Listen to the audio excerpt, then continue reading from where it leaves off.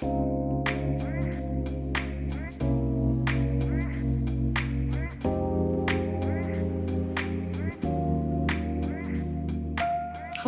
and welcome back to my channel. I'm Sam Zagar. Today we're going to be exploring something a little bit new. It's always human design related, but today we are venturing into the topic of money. I'd like to preface this by saying this is a conversation about how to make more money, but it's incredibly important to me that I share this information in a way that is in integrity within the human design system. So I have to acknowledge a few things before I tell you how to make more money according to design or with awareness of human design. We're going to talk a little bit about money and or resources and or energy so I can set the stage for this conversation. Let me start by saying nobody actually needs money to survive. If I really look at money, in many ways, it is fake, it is redundant, really it's a placeholder. It's symbolic of something else. What money represents are resources, and resources that we can use to acquire other resources. Now we need resources because we don't have all of the energy that they represent. Now, to use myself as an example of this, money is something that I use in order to acquire resources, and these resources represent things that I didn't have the energy for myself. Let's say, for example, I need money to pay my neighbor to mow my lawn because I don't have the energy to do it. I don't have the gas to do it. I don't own the mower to do it. Now, money belongs to the Maya that we live in, okay? Money is a thing that we created that is representative of something else. I'd like to try expressing that money is really just a means of accessing your signature. So let's start our money conversation with this little phrase that came into me one day, which is money is the middleman. Money is the middleman. Now you're going to understand that phrase a little bit more based on what I'm about to tell you next. What human design is really selling you is your signature.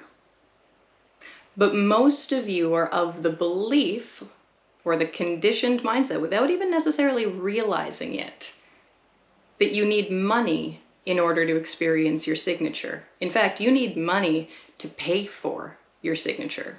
Now, I'm not saying this is true, but let's unpack a few things and figure out it's actually probably what you're thinking. For me, the sacral being generators and manifesting generators are the clearest example of what I'm trying to say. The sacral being is here to be satisfied. Now, we also say that they're here to work. But if you tell someone, especially someone who's newer to human design, you're a sacral being and you're here to work, there's already this belief or this narrative that says you have to go do a labor-intensive job that you do not like in order to gain less money than you actually really want, so that you can use a little bit of this money to maybe go spend it on something that might give you a sense of satisfaction. Now, when the world gets involved and money is the middleman, what that sounded like was you have to work to make money to buy your satisfaction. But according to Ra, if you use your energy correctly, the work is the satisfaction. Now, if you're hearing that and you're going, how can the work be satisfying? My question is, do you have the wrong job? Do you have a terrible job? Do you have a frustrating job? If the answer to that is yes, this is why it's hard for you to understand that the work is the way to the satisfaction. Now, if the work is the way to the satisfaction, the money is starting to sound a little bit redundant. So there's this new narrative that's going to come up that goes, gotta eat, gotta have a place to live. I got bills to pay, Sam. We need money. Money is how we survive in this world. In fact, most of you watching this are probably in what you would term survival mode. Now, according to human design, we're not here to be in survival mode. That was at best a 7-centered way of being. It was certainly a 5-centered way of being, but we're 9-centered now. And the point of this life is not to be in survival mode. It's a consciousness experiment. It's about being in communion with others. It's about living a life differentiated as yourself that feels so good and comfortable and natural that the signature is the automatic expression of this person. The projector will be successful. The manifester will be at peace, and the reflector will be surprised. We are all looking for our signature. That's the thing that makes us feel like, I've made it. I've actually made it. You know, if you are a billionaire, but you're angry or you're frustrated or you're bitter or you're disappointed, you haven't made it. That's a big statement. There are people in the world that you idolize, that you look up to, you might even worship them. And they might not be doing any better than you. They might be worse off. You cannot look at how much money somebody has as the defining factor of whether or not they are good or right or correct. That's not our biggest measurement or marker of saying that we figured out what we're here to figure out, that we're doing what we're here to do, that we're experiencing what we came for. But this is also not a talk that says, forget about money, ignore money, rise above money. I do not want you to rise above money at all. I'm a conscious third line profile.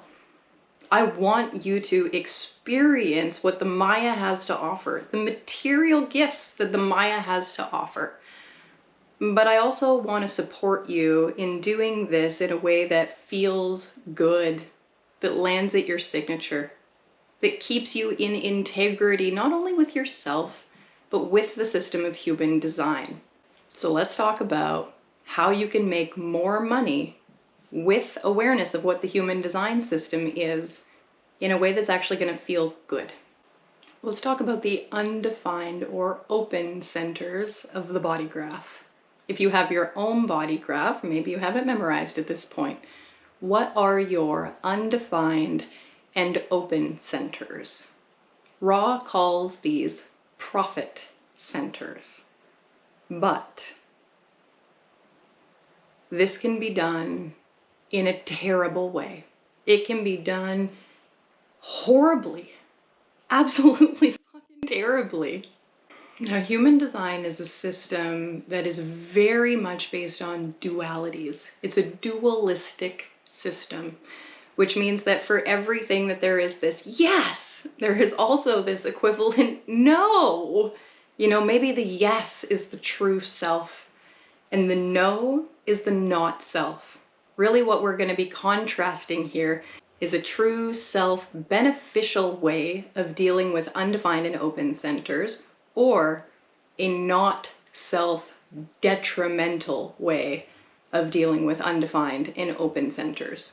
My goal is to help you understand the difference and to get you in the direction of the true self way.